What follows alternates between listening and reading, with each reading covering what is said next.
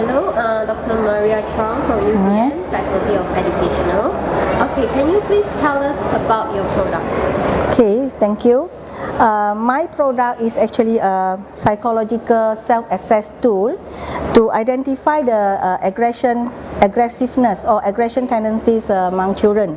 So by answering this questionnaire, which is a web-based, created in the form of web-based, the child actually can self-diagnose how aggressive they are actually, whether they are at a low level or moderate or high. Yeah.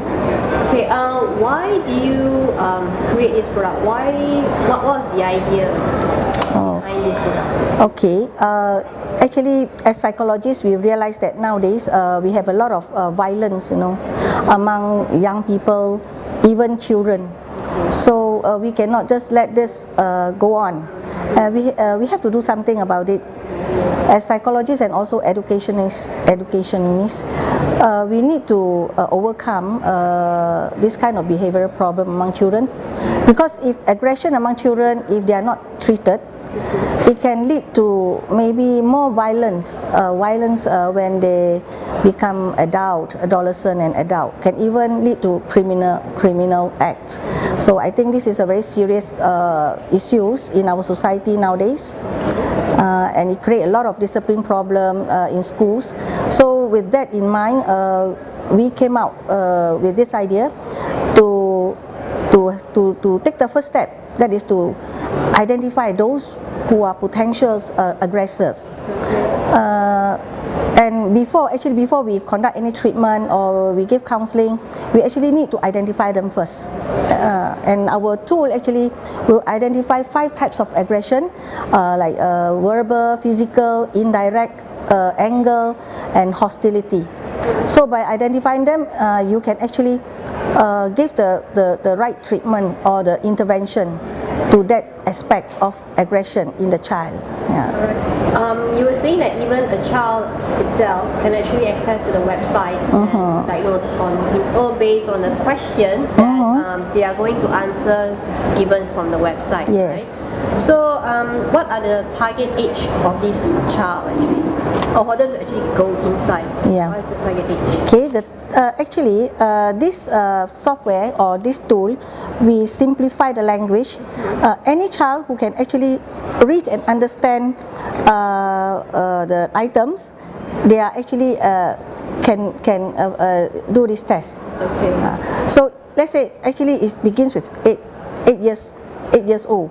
But if they are younger, maybe they can read very well. They can still answer the questions. Okay. And even older children or young adolescent also, it is fine, because in terms of content, it covers actually quite a big range of age. Okay. So is it also allow the parents to actually go in on behalf of the kids to diagnose his child? At this point, it's not for the parent. So maybe the parent can accompany the kids, sit beside them, or just let them do it on their own, because this item actually refers to the kids themselves. For example, let's say I can show you one of the items. Okay.